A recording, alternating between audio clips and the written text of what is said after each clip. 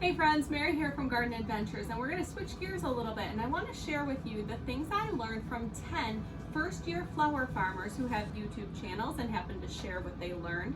So the 10 channels that I watched were Sunshine and Flora, B.A.R.E Flower Farm, the Homestead Roost, P Street Flower Farm, Old Redding Farm, Living on a Prayer Flower Farm, Shifting Roots Flower Farm, Origins Flower Farm, Dew and Bloom, and From the Witch's Garden. So thank you so much to all of them for doing a video called What I Learned in My First Year of Flower Farming, and I will link them all in the description. But let's get right to what I learned. There was definitely some overlap, so I actually came up with 8 categories. I have my notes in front of me, so I will refer to them as I go. And there were 2 themes. I just felt they deserved their own categories because people felt passionately about weeds and water. So weeds, there were strong opinions on both sides. Living on a Prayer Flower Farm felt very strongly that you should use commercial grade weed guard, some sort of a landscape fabric that should go down to block weeds. Sunshine and Flora has also adopted using commercial grade landscape in her flowers growing spaces. From the Witch's Garden started out thinking about using some kind of fabric, mulch, biodegradable something in her landscape as well, but decided that because she was growing on an allotment of fairly small space that she could handle weeding. Now what I gathered from everyone's opinions on this topic was that you should have a plan in place. Whether it is commercial landscape fabric, biodegradable film, mulch, or hand weeding, you should have a plan in place and stick with it because you don't want the weeds to get out of control. So that's what I learned about weeding, and I will definitely take that to heart. It is for sure on my list of things because I do know how quickly weeds can get out of control. Next up was water, and I heard water several times from several of these channels. These were people who didn't have irrigation in place ahead of time. So what I'm taking away from that is to have a plan in place. You can't necessarily rely on rain. Even if you are in a fairly rainy climate, you do need to have a secondary method in place. From the Witch's Garden did not have water specifically at her allotment, and she did have a plan in place to bring water in, but it got old fairly quickly. If you do go with irrigation, it is a good idea to have a timer. Thank you, Living on a Prayer Flower Farm, for that tip. She left her water running all day when she went to work. So timers are a good point. Shifting Roots Flower Farm, it was a lot hotter and drier than normal, so she needed to switch gears and put something else in place. So again, I'm hearing having a backup plan. So even if you live in an area that does get a lot of water, what is your backup plan? Are you going to run irrigation lines even though you may not turn them on, which I understand is an upfront expense? Are you planning to supplement somehow? Are you catching rainwater, etc.? What's your plan and what's your backup plan? Next up on my list is planning and tracking. I combine these two because they do overlap a little bit. Planning. So that is everything from ordering seeds to planning out when you're starting your seeds to planning succession planting. So a lot about buying seeds. First of all, buy enough seeds. The Homestead Roost got to a point in the season where they realized they needed to succession plant and did not have any more seed available. So making sure that you have enough seed for your initial planting plus successions. To plan out your successions, this was a tip from Sunshine and Flora, making sure that you're utilizing all of your space and succession planting things that make sense. So if you're doing cool season flowers, plan to harvest those and replace them with a succession of maybe a warm season tender annual. Maybe as you're harvesting some of your warm season things, you're getting ready for cool season planting for the fall. So just thinking about your space in the succession or seasons. On the other hand, Living on a Prayer Flower Farm wanted to make sure you didn't buy all of the seeds, which I tend to do. There is no doubt. Don't buy all the seeds. Think about and plan what you're going to grow, when you're going to grow it. Again, getting the seeds that you need for that particular plant and the crop that it needs. So if it's a succession, making sure you have enough seed for all of those successions, and then stop. I think I've already fallen into this trap of buying all the seeds. Hopefully you heed their advice. Also in the buying seed category is buy cut flower varieties if that's what you're intending them for. So if you are looking to buy an aster that grows tall enough so you can cut, you want to buy a cut flower variety of asters.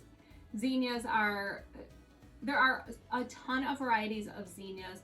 They don't all grow tall enough to be in a cut flower arrangement. Same with dahlias.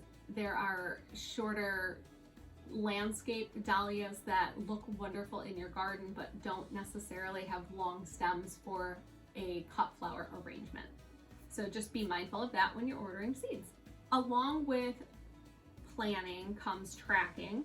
So if you are a first-year cut flower farmer, there's some things you just don't know. So in order to know it for next year, you need to track what happens this year. So the things they suggested tracking were planting seeds, when you planted them, when they germinated, when you planted them out, when they bloomed, your first stem, and how many bouquets you sold. Because even though you think your inventory system may be tracking it, or your sales system might be tracking it, it may not be. So have a backup plan for, how many bouquets did you make this week? How many did you sell? So I'm hearing again a lot of having a backup plan for things. So you think this is going to work, but what's your backup plan?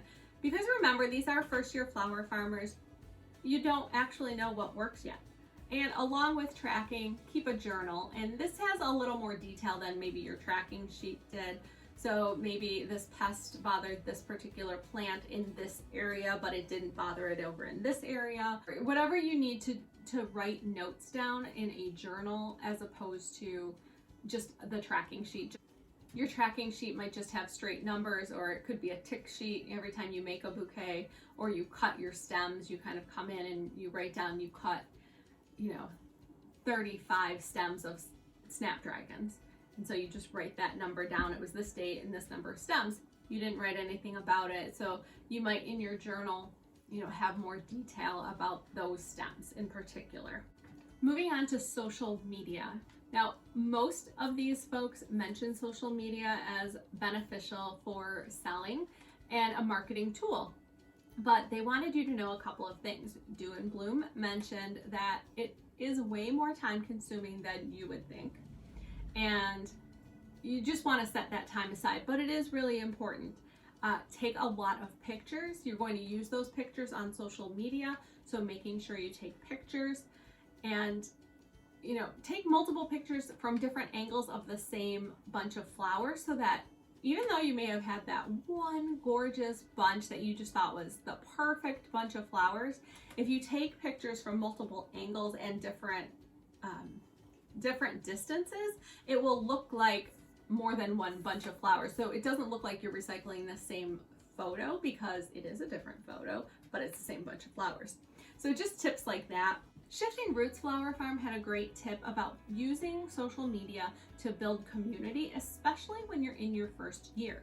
So letting people know that you exist, what you're selling, what your plans are, and getting to know other flower farmers in your area.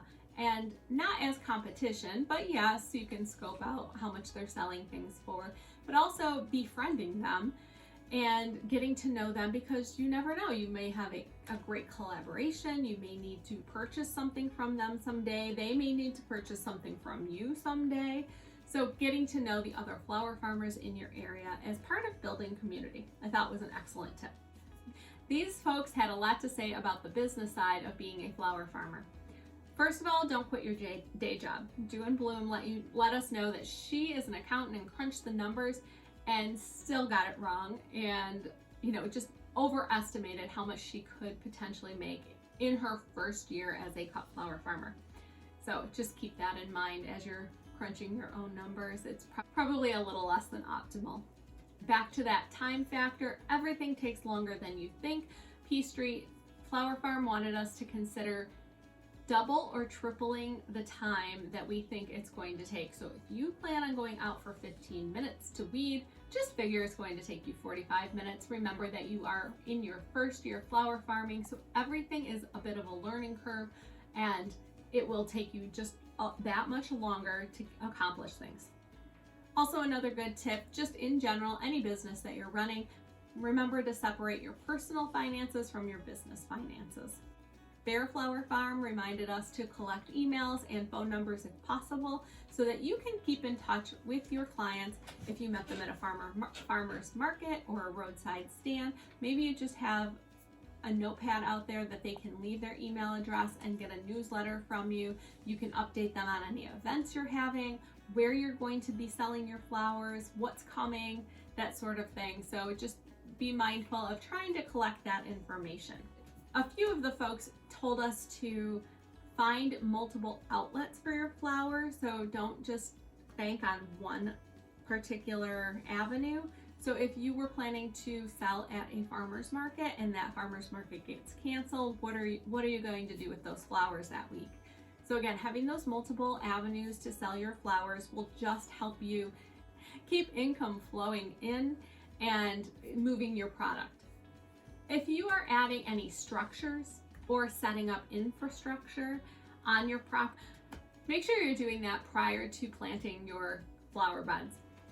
If you have to set up a trellis, a roadside stand, if you're putting up a shed or any other type of greenhouse structure, anything like that, make sure you're doing it prior to planting. It just makes it easier so you're not walking over your flower beds or going way out of your way to avoid the flower beds.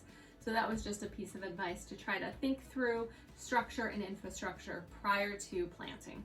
And lastly, I thought this was a great tip from P Street Flower Farm. Show your face. You are your business, especially local small businesses. People want to know who they're buying from. They don't want to think that, this is just like a facade for some big company. They want to know who they're buying from. So make sure you're showing your face, whether that's on social media or at the farmer's market. And I've heard this from others. I think B.A.R.E Flower Farm mentioned it. Even if you run out of flowers, be at the market and talking to folks and letting them know you'll be back next week, or if it's a bi-weekly market, that you'll be back again. And this is what I anticipate having next time. And just keeping those conversations going with folks, letting them know who you are and that you will be returning. Sales. Sunshine and Flora recommended that if you have two different price points, just make sure that there is a distinction between what you're selling. If you have a bouquet for $10 and one for $15, are they distinct enough that people walking up would say, oh, that $15 bouquet is beautiful and that's the one I want, as opposed to the cheaper one? Is there enough distinction? Perhaps switching it up and having just straight bunches of flowers for $10 and a bouquet, hand-tied bouquet for $15, or making it a significant difference. So a $10 bouquet and a $25 bouquet, a $5 bouquet and a $15 bouquet, depending on what your market bears in terms of price point. Along that line, B.A.R.E Flower Farm wanted us to really get our heads around the selling mindset and being profitable as flower farmers. Even in your first year, think about the value of your flowers. You did put time in and you had to spend money on the seeds, etc. Make the bouquet what it's worth and keep your head in the profitability game. That leads me to growing. And to be honest, out of these 10 flower farmers, there were not a ton of tips about growing. Yeah. Living on a Prairie Flower Farm did recommend soil testing. Back to, you are a first-year flower farmer. You don't necessarily, this isn't something you may have done before. Maybe you've amended your soil, you assume it's fine. But getting your soil tested to know for sure if there is a deficiency in some area that will prevent your sunflowers from blooming. Plant spacing is real, and you can plant things tighter as a cut flower farmer, but if that is a branching variety, make sure you're giving it enough room to do its thing and not spilling over into the next 2 rows because you planted those rows really tightly. So just keep that in mind. Okay, there's a lot of grows here. Grow for the seasons, grow foliage and fillers, and grow more than you need. So we said at the beginning to make sure you had enough seed and to don't go overboard with the seeds, but what you are planting, you do want to make sure you have enough of. So if you are planting zinnias, make sure you have enough, you do a succession and you give it enough spacing. So growing for each season, think about the colors that you're planting and think about the growing season. So if you are doing cool season flowers, that they're planted at the appropriate time. If you are strictly doing summer blooms, cool, just make sure you're having summer color palettes and maybe into the fall. Sunshine and Flora also wanted us to know that you should pinch the plants that are recommended to be pinched. Examples of those are snapdragons, dahlias, zinnias. Read the packets and do your research, and if they require pinching or suggest pinching, it's a good idea.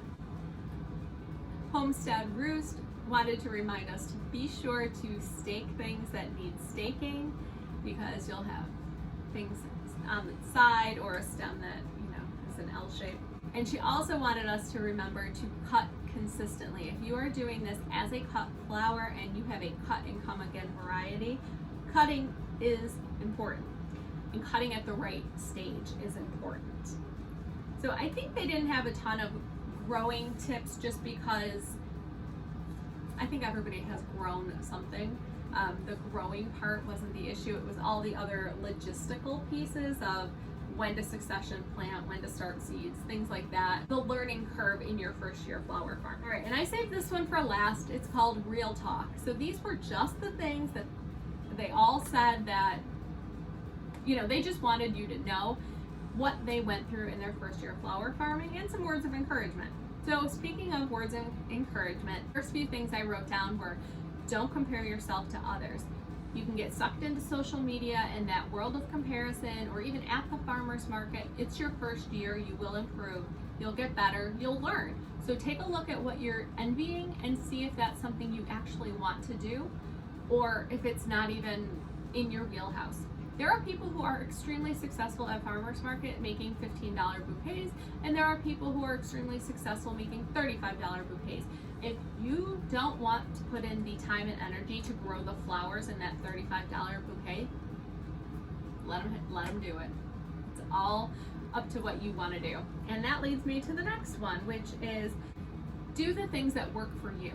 So don't worry about those people making $35 per bouquet, because they spend a lot more making that bouquet. If that's what you want to do, awesome, get there. Do the things that work for you.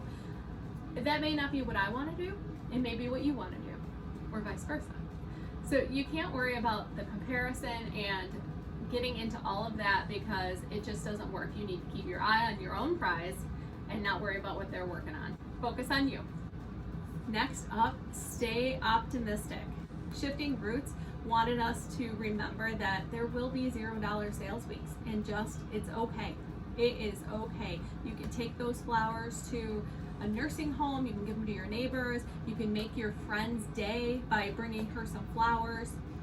Just keep your head up, and next week's a new week. Although she did say you could go have a good cry about it and then just come on back.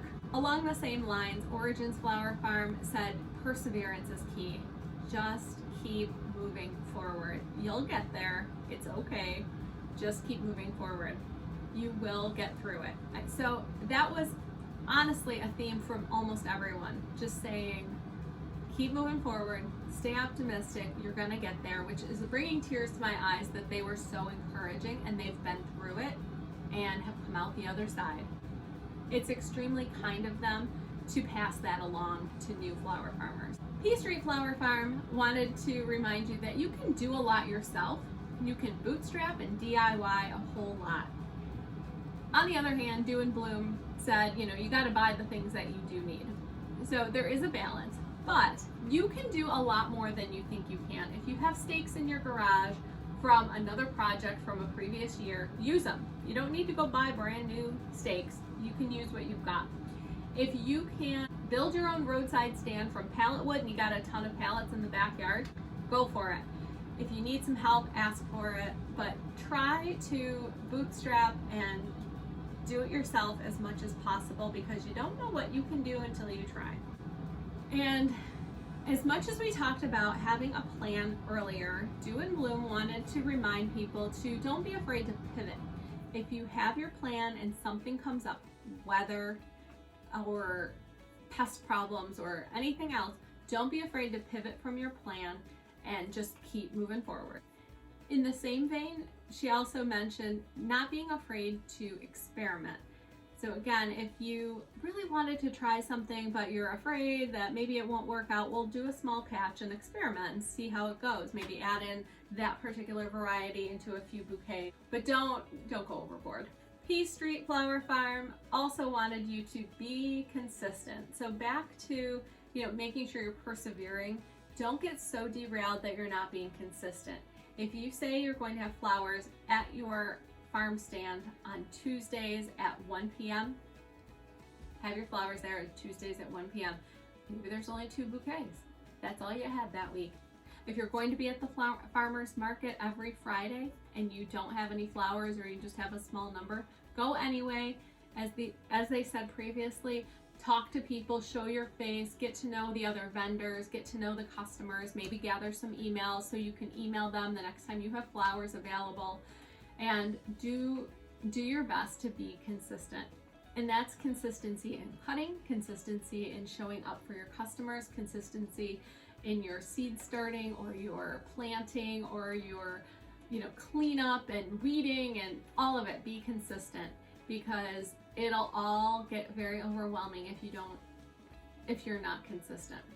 Once again, I'm going to tell you the channels that I watched were Sunshine and Flora, B.A.R.E Flower Farm, From the Witch's Garden, Origin Flower Farm, Old Redding Farm, Shifting Roots Flower Farm, Living on a Prayer Flower Farm, Do and Bloom,